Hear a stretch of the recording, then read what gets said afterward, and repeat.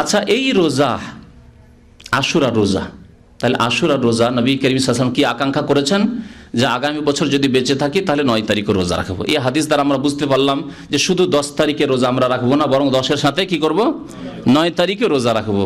এটি হচ্ছে বেশি উত্তম। 9-10 রাখেন। আর আরেকটি হাদিস রয়েছে, যদি কেউ 9 তারিখে না রাখতে পারে কোনো অসুবিধার কারণে, তাহলে 10-11 রেখে নিতে পারে।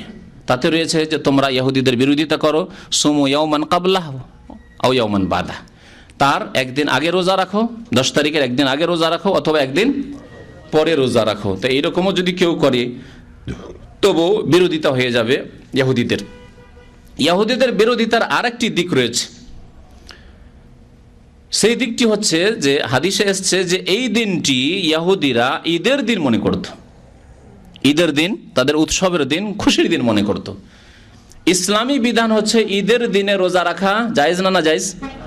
না জায়েজ, হারাম। নবী করিম সাল্লাল্লাহু আলাইহি ওয়াসাল্লাম নিষেধ করেছেন। ঈদুল ফিতর, ঈদুল আজহা, এই দিনে রোজা রাখা উম্মতে মুসলিমার জন্য হারাম। কাজা রোজা হইলেও রাখতে পারবেন না আপনি। ঈদের দিনে মুসলিম উম্মতের জন্য রোজা রাখা হারাম।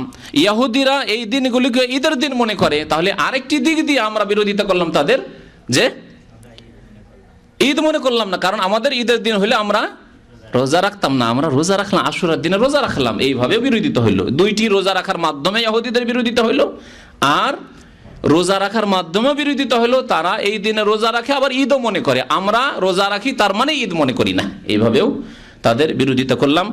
যেমন একটি হাদিস রয়েছে মুসলিম শরীফে, কান আহলু খাইবার ইয়াসুমুনা ইয়াউমা আশুরা, খাইবারের ইহুদিরা, আহলে খাইবার, খাইবার অধিবাসী, ওরা ইহুদি ছিল। খাইবারের যুদ্ধের পরে তাদের সাথে সেখানে সন্ধি করা হয়েছিল। তারপর ওমর রাদিয়াল্লাহু তাআলা জামানায় তারা যখন আরো বদমাইশি করা শুরু করলো, কারণ এদের চরিত্র হচ্ছে বদমাইশি করা, অশান্তি সৃষ্টি করা, যেখানে থাকবে তারা অশান্তি সৃষ্টি করবে, শান্তির সাথে অন্যদের সাথে বসবাস করবে না। এরা ইহুদিদের খুব প্রাচীন চরিত্র। তখন তাদেরকে সেখান থেকে তাড়িয়ে দেওয়া হয়েছিল শাম দেশের দিকে, ওমর রাদিয়াল্লাহু তাআলার খেলাফতের জামানায়।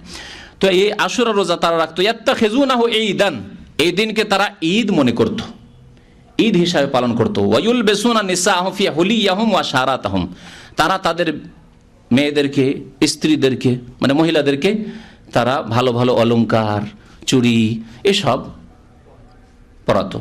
ফাকালা রাসূলুল্লাহ সাল্লাল্লাহু আলাইহি ওয়াসাল্লাম ফাসুমুহু আনতুম, তোমরা রোজা রাখো, তোমরা রোজা রাখো। তাহলে এই হাদিস দ্বারা বোঝা গেল রোজা রাখার মাধ্যমে নবী সাল্লাল্লাহু আলাইহি ওয়াসাল্লাম কি করতে বললেন, তাদের বিরোধিতা করতে বললেন।